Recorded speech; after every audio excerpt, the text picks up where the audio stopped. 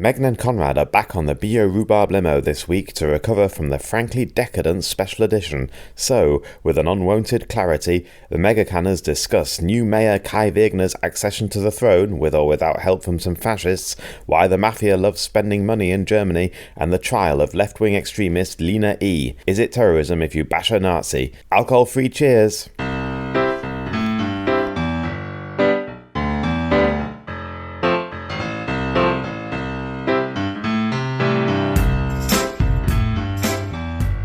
Hello everyone, and welcome. I think we're going to have to say back, because we've had quite a long break, I think. Welcome back to Megan's Megacan. I'm Megan, here in, for once, sunny Berlin with Ex-Berliner magazine and Konrad Werner. Hello. Hello. How's it going? Okay. My foot hurts. Yes. But otherwise, I'm fine. Yeah. It's good to be back, isn't it? Because we've been away for ages. We were out in a hotel lobby recording. We were. And we did an episode for our patrons where we drank a frankly unholy and probably illegal amount of megacanners. Yeah. So you can get that if you're a patron or would like to become a patron, but you don't have to. You don't have to give us any money. You can still listen. Where can you become a patron, Megan? Patreon.com. Yes. / some kind of / Megan's Megacan. Yeah. And keep us in Megacan. Although this week we're being probably to make up for because of what we did on that day with our wonderful guests, Mark and Noel. We're going to be very abstemious today, and we're just going to have soft drinks. Yeah. Because honestly, sometimes you just need to get back in the driving seat a little bit. It's safe to say that our bodies have given us some unmistakable signals in recent weeks. Yeah. That maybe drinking too many megacans is not a good idea. But then, doing too much of anything is not a good idea. It isn't. So we're going to have a little bit of a break. But I've got some delicious things. What have you got? Hang on. Bio-Zisch. You can have rhabarber. It's rhubarb season, everybody. In German news, everyone is going mental. It's Spargel season, asparagus season, and rhubarb season, which means... Sorry, I'm shouting. I can see you turning me down on the monitor. I just said... Anyway, but Germans love rhubarb, and unlike all the other weird shit they love, like the far right, it's actually a really good thing. So I'm just shaking it up here to get all the stuff, because these are quite natural ones, and they're naturtrüb.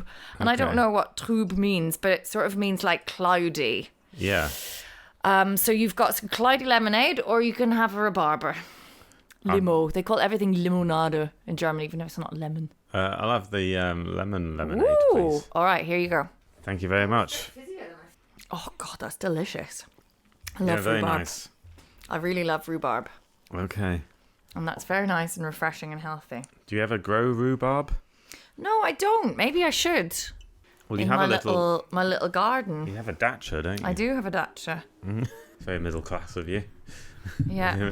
with your weekend dacha. But there's no space for rhubarb out in there. There's plenty of space for rhubarb, but I don't know how good I am at growing. I don't know how easy it is to grow. Maybe I should just do it, because I do cook with rhubarb quite a lot. And if I could do it with my own rhubarb, I would be unbelievably delighted with myself. Speaking of things I'm delighted with, let's do a 180. What am I not delighted with? The fact that we have a Christian Democratic Union, CDU, mayor of Berlin. Yes, since last week officially. Class. Kai Wegner was elected. It took 3 goes to get him elected, but now he is definitely our mayor. I heard a little bit about this. What is the process? So they won the election quite convincingly. The election that had to be redone because we fucked it up the first time. Yeah. Which we've talked about quite a lot. So people came out and voted for the CDU, inexplicably, if you ask me, but, democracy. Then they had to form a government. The now ex-mayor, Franziska Giffey, did a lot of kind of maybe we could... Because they could technically have continued what they had before, couldn't they? Yeah. With red, green. So that would have been CDU, Die Linke and Greens, but she decided against that for some reason. Yeah, mainly because she didn't get on with Bettina Jarasch. There was a lot of bad friction there between those two. That's not how we do government. Well, the government sort of has to function as well. I mean, they have to sort of get on basically, and if they don't trust each other.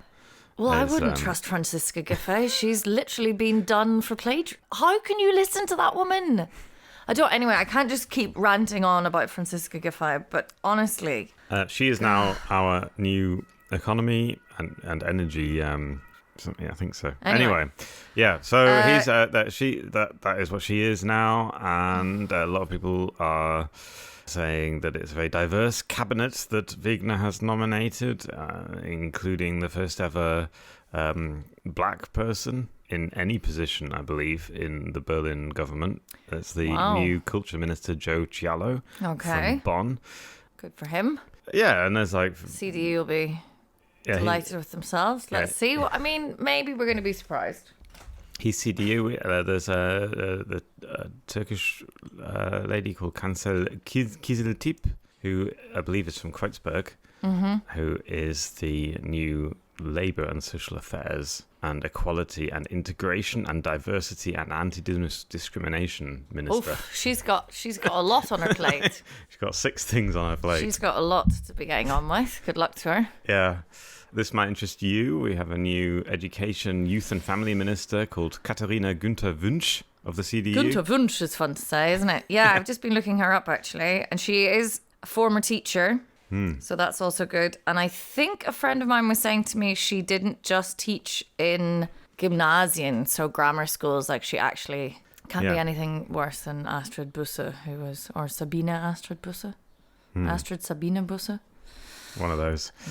Yeah. So what was interesting was that a lot of, almost half of the SPD MPs in the Berlin House of Representatives, as it's called, did not vote for Kai Wegner on the first round.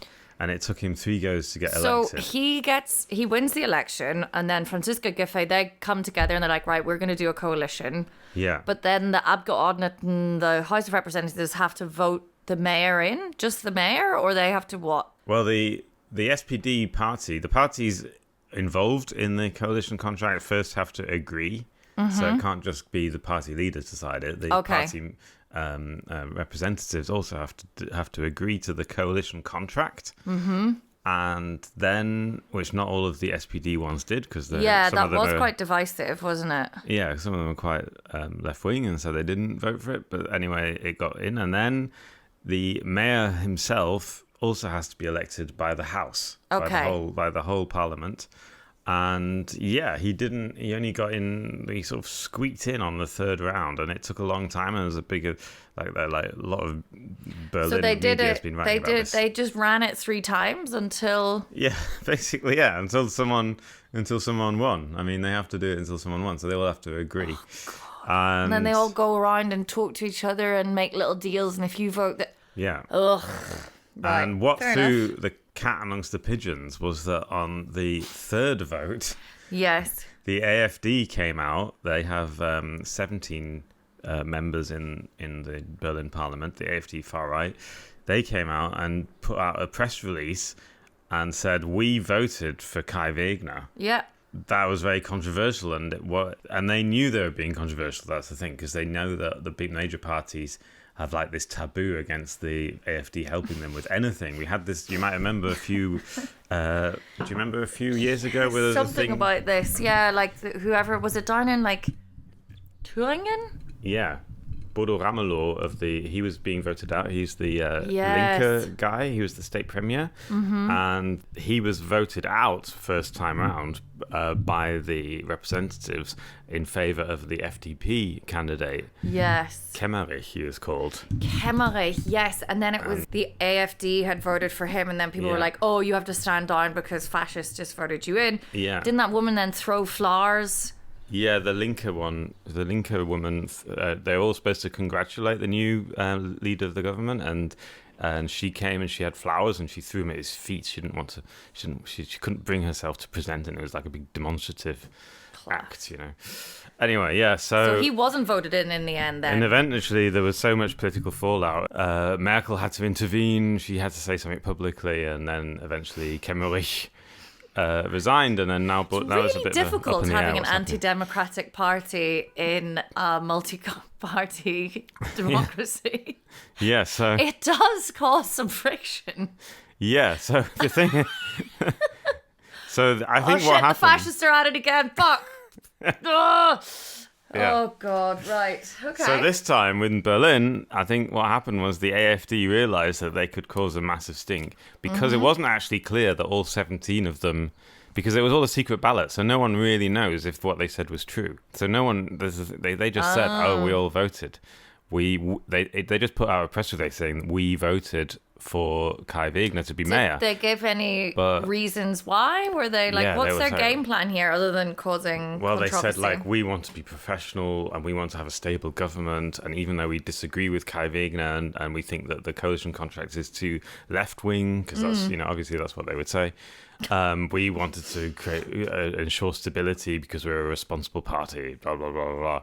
Really interesting. But it was obviously bollocks because, the number of people who voted for Kai Wegner in the third round was 86, which also happened to be the exact number of CDU and SPD together. Okay.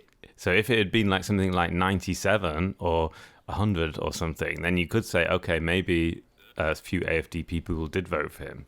Mm-hmm. But the fact that it was actually he won by exactly 86, it does suggest that it was just SPD and CDU people, but we will never really know. We will never know what really happened. But How are we not allowed to know? I don't understand this. Because it's secret ballot. Why? Because democracy, I don't know. No, it's not. You think they should all have to declare who they're going to vote for?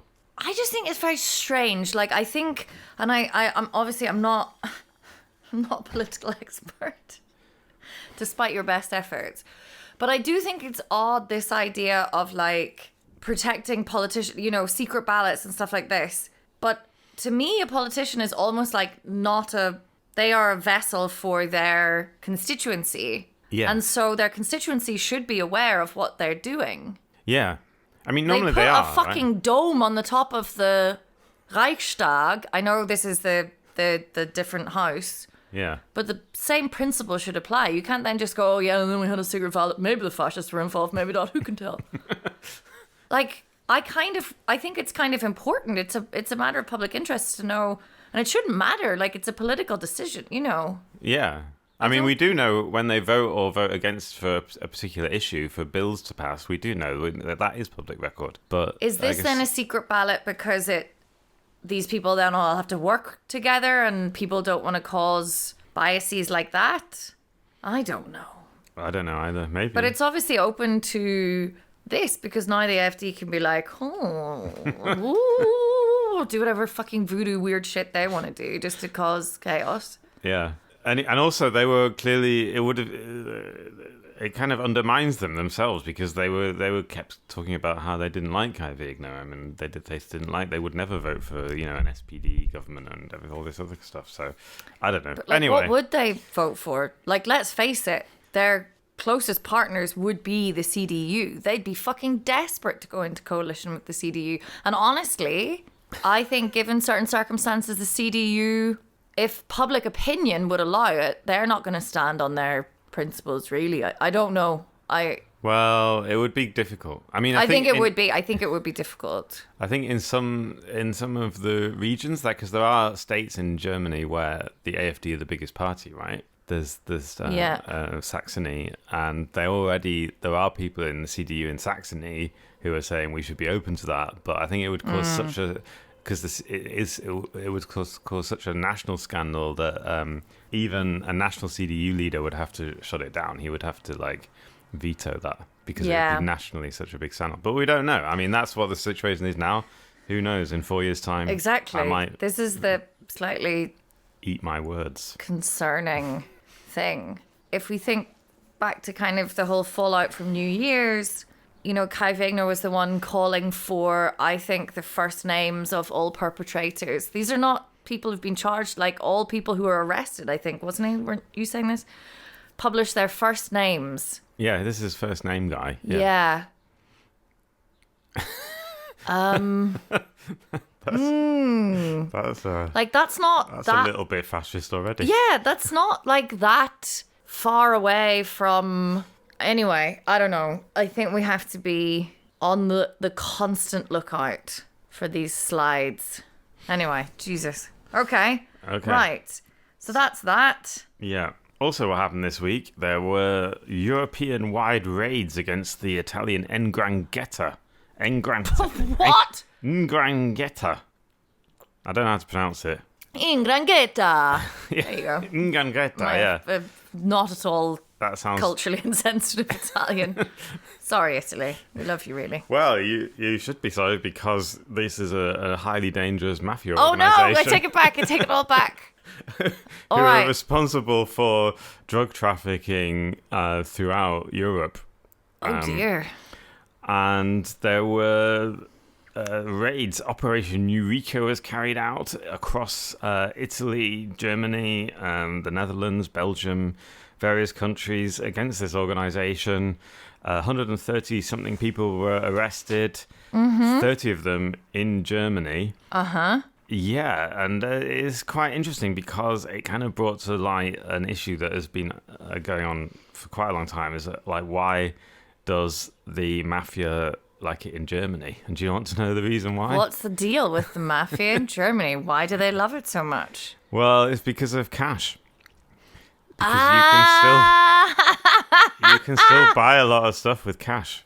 And so other countries, especially Italy, have already brought in caps on how much you can spend in cash.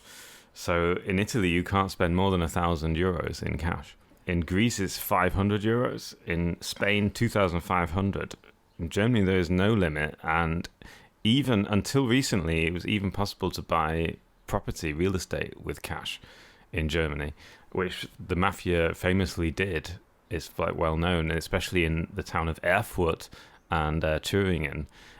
Following reunification, huge bundles of cash flowed into East Germany, and while the law enforcement was distracted with everything that was going on with trying to reunify the country, they swept in and bought up all loads of real estate and Erfurt famously become a kind of a money laundering mafia hub for the Italian mafia. And sorry, not class. I don't mean that. I mean, obviously it's bad, but it's kind of thrilling, isn't it?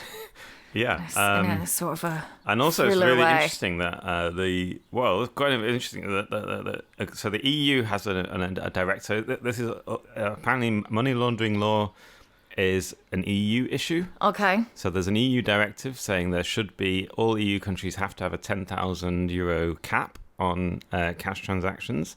€10,000 is still quite a lot. Still quite a lot, but it's still less than infinity, which is what it is in Germany. so,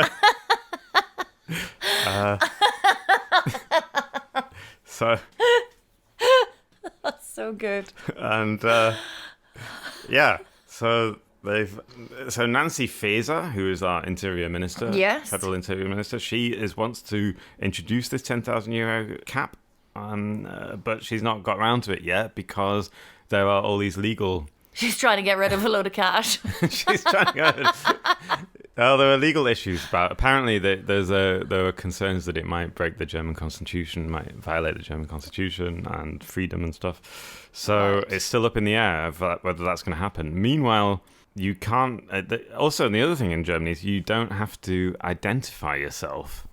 Like most things you can buy, even if you buy a car in Germany, you don't have to provide ID. If you buy a second-hand car, you don't necessarily have to provide ID, which is not true in other countries. I think up to €10,000 in Germany. So up to €10,000, you don't have to buy. So you can buy like a couple of cars or whatever without showing your ID. It's just like no questions asked. I believe who you are.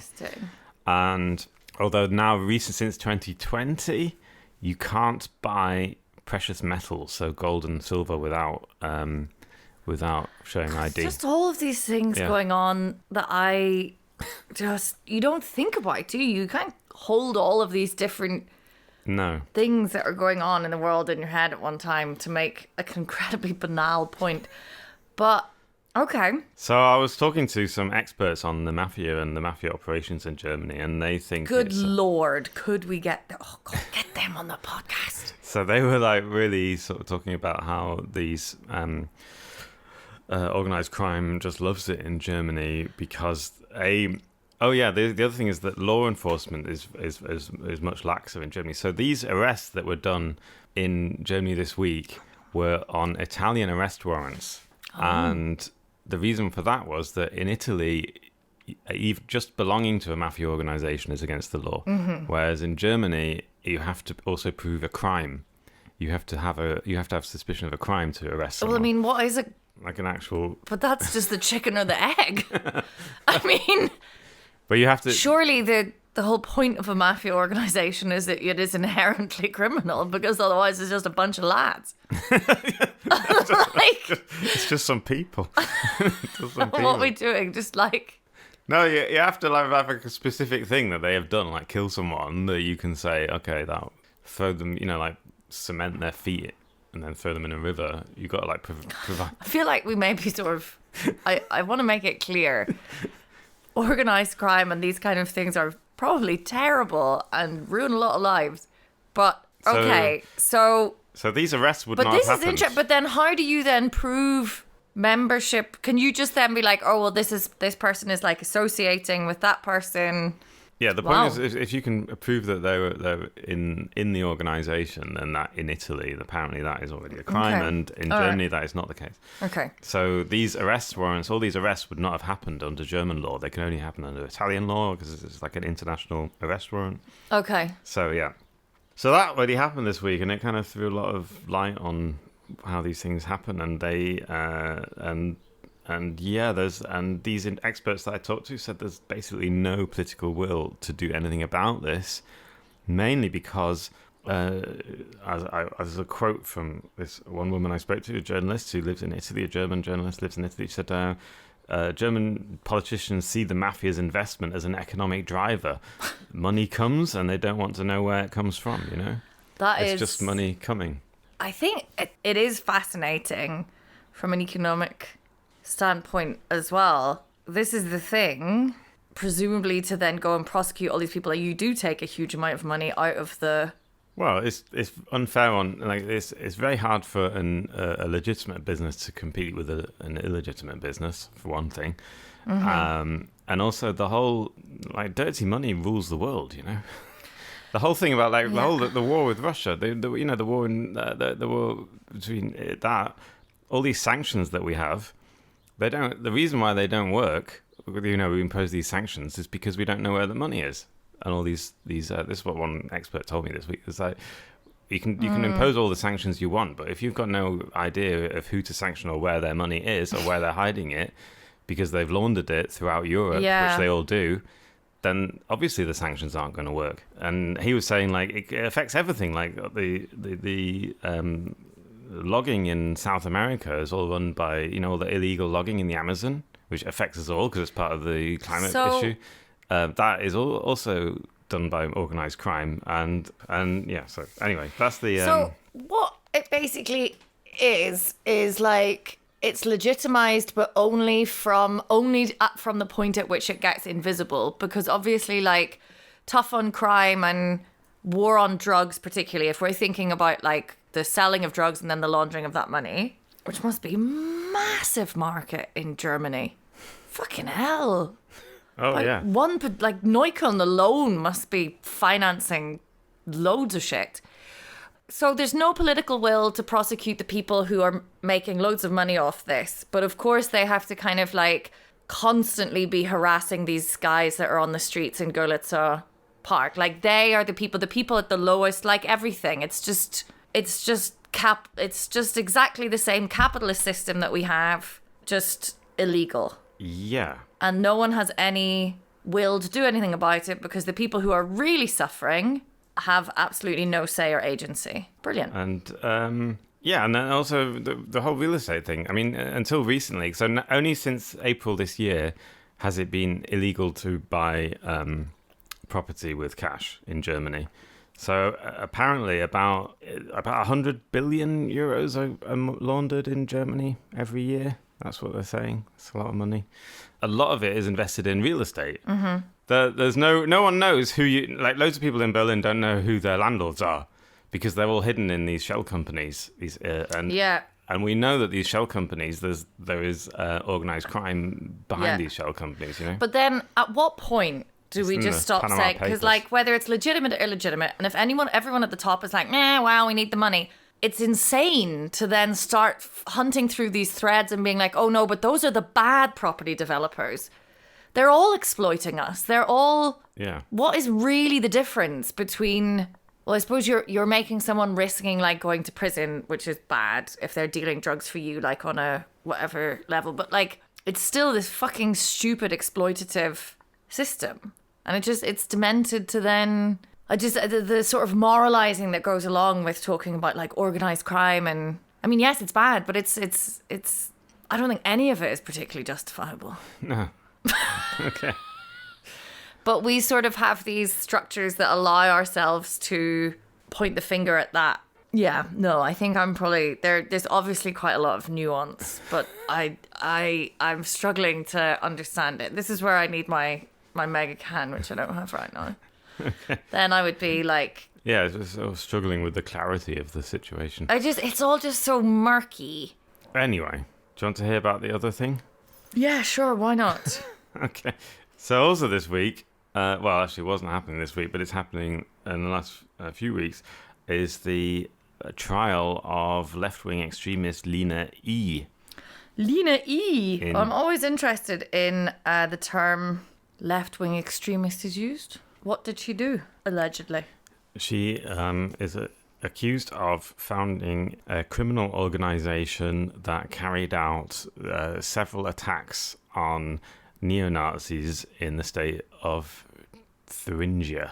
At least 6 attacks between 2018 and 2020. Okay. She was arrested in 21, and she's been in prison ever since. Wow. With 3 of her gang, but she's considered the leader. And yeah, it's pretty insane story. So at the end of 2019, they ran into a notorious neo-Nazi bar in a small town called Eisenach and attacked everyone with hammers. Oh! And batons. And hammers! Fucking hell. That's grim. Yeah. And then they attacked this one guy who was called Leon R., who is a famous neo-Nazi and who is himself under investigation and has been arrested for forming a far-right extremist organization. They attacked him twice and tried to like cripple him with these hammers.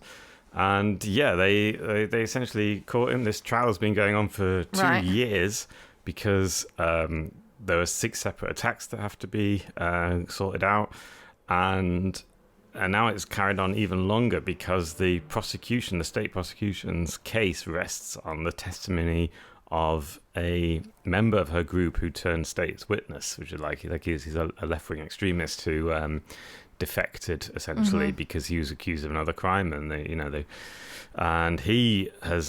so he is like testifying that this was all very meticulously planned, and this is what is important in the whole thing. It's like how well planned was it, and how structured was this organization, and could it be called a criminal organization? Yeah. And so he was testifying about the use. Does that then put her up on like terrorism charges rather than? Yes, exactly. Yeah. So, and that's what this issue is all about. And she's from Konowitz in Leipzig. You might remember this district. I went there once. Yeah. And all around that town, there are loads of free Lina signs up, and there are people collecting money for her defense fund and everything. Okay. It's a bit of a cause there, and a lot of people there are saying that she's being used as a scapegoat, and these charges can't be proved, and that's what the defense is saying. They're calling it all. It's very political, and yeah. So now, but what happened was the reason why this whole trial has been delayed is because this defector, Johannes D., he testified in another trial where he was the defendant, and he contradicted himself. He said, actually, we were just doing some casual hammer play, casual Kampfsport, martial arts practice, and we weren't doing anything that we weren't planning an attack. And he's basically contradicted himself in two separate trials. So now new witnesses have to be called, and they wanted to do the verdict last month, but it's probably going to take until next month. And so that is going on now. It's kind of a keenly watched trial because it's quite unusual that there was such an allegedly violent left-wing extremist group, and the media will be doing their extremism of both sides. And obviously, no, you shouldn't be hitting with people with hammers. That's terrible. Don't do that. Particularly not when you're just like in a bar. Like no. I feel attacking people in their just day-to-day lives is very not okay. Obviously. Good, I'm glad. I feel like I've been doing like a lot of apologizing. I want to just be clear. I don't support organized crime, nor do I support violence. But I do think, as you said, like this is obviously an interesting thing because even sort of mainstream, allegedly centrist media loves to play this like left extremisms on both sides of the political spectrum. And we don't really have that. Like that's not really a legitimate argument because we don't have left-wing mass murderers. We don't have and also I mean, unless you're going to go to like Stalin, but I mean, some people would also argue that people they were attacking were also extremists, and if anything, they were being attacked because they were politically active extremists and not just. Which is fine. Like not go just like people in the general public. I mean, there's like a different. I mean, it's a bit different to attacking innocent people. Exactly. I mean, exactly. You're not like trying to get in after publishing a manifesto and thing to get into a fucking synagogue, people's place of worship.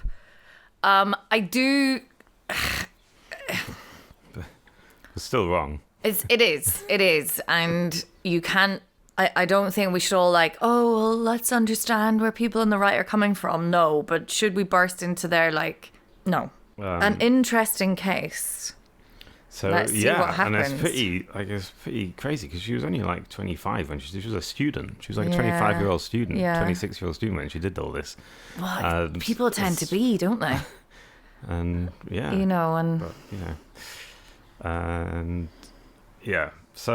but she's in some quarters she's considered a bit of a heroine, and it's so that's happening. I'll keep you updated. What happens? Please do. All right. How was your? I love my Bio-Tish. My rhubarb one is delicious. My rhubarb. It's probably very good I didn't drink a megacan because I do have to drive a motor vehicle this evening. You shouldn't drink a megacan and then drive a motor vehicle. All right, well. So the spring has sprung. Let's hope so. I think tomorrow's going to be rough, but then it gets back to sunny and nice. And I hope everyone is having a lovely time. Yeah.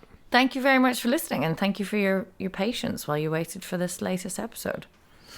Thanks very much for listening to you, Megan, for listening to me waffling on. I mean, I don't really think that's fair. You're actually giving me facts, and then I just give a fucking half-baked opinion on it. I'm not even like that.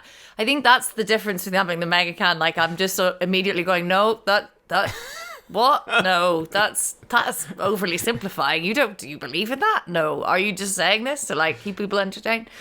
Who can tell? Who can tell, everyone? Try and be self-reflective. It's fine.